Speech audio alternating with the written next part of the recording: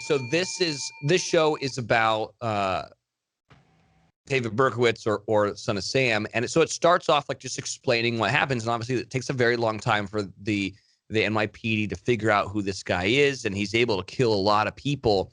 And then there is this journalist called Maury Terry, who is like obsessed with the case and starts digging into it and finds all this stuff. It's all predicated on the fact that a lot of people don't think that David Berkowitz was the only guy doing the killings because all the composite photos looked completely different. And then when they found him, he didn't look anything like the original composite photos. Here's the tag. The Son of Sam case grew into a lifelong obsession for journalist Maury Terry, who became convinced that the murders were linked to a satanic cult. So, short synopsis. How much when did you practice this voice? Do you just jump into it? Did this just happen one day? You decided you were going to start doing that, or did you practice it? I feel like it's a peek behind the curtain. What's your writing process, Wells? Well, I think it derived from like in a world where two friends have a podcast.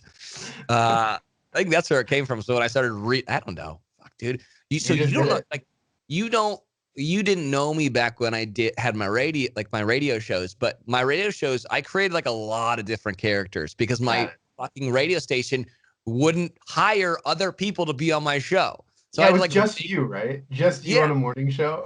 Yeah. So I'd have conversations with myself and people would make up. No wonder you're so weird. Yeah, I know. And then I'd go it's actually not a childhood thing. It's a first job thing. Yeah.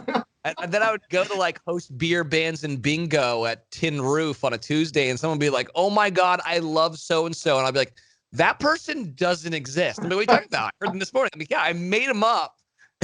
You crazy person. I think we've come full circle as to why you're so comfortable in your solitude at home. Yeah. I just want to envision you doing different voices to yourself and the dogs as you're walking around. Well, I do it, Carl, right? How's totally. It going? Hey, guys, what's going on? Oh, okay. So back to the Sons of Sam. The thing that's nuts to me about any of these serial killer things is like there's this void. I feel like from like the 60s, 50s, 60s to the 70s, where the most nuts stuff happened, because like now it's so much harder to get away with any of that stuff. You know, it is literally like down to as simple as that your ID has your face on it.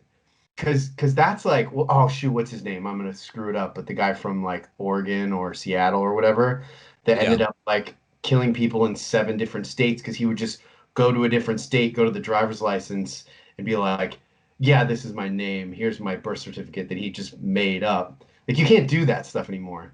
So, I mean, that had to be a freaky, because I don't know when this happened, but I'm guessing it's probably like 70s or something like that. It just has a 70s vibe to it. Yeah, it was August of 1977 in Manhattan. Well, in all the boroughs. But like, so what's crazy about it is like the story itself is insane. So he was just going up to these people that were just sitting in a car, basically like at lovers lanes and stuff like that, and then just shooting them.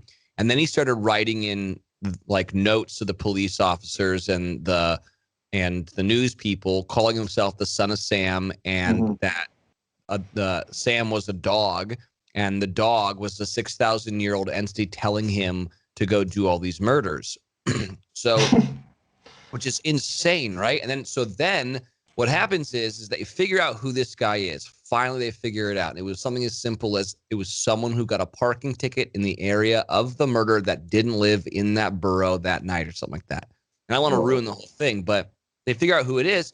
So then they figure out who Sam is. So the dog was killed by this guy, and it was his next door neighbor whose name was Sam, who was like, yeah, he killed my black lab. You know, he's an asshole. So then they started going down this guy, Maury Terry, starts going down this like really deep road of being like, wait, how do we know it's not actually his sons that did this? And start looking at the pictures of his sons, not David Berkowitz, they look like the composite pictures. Wow. And so that was like, it's like really creepy.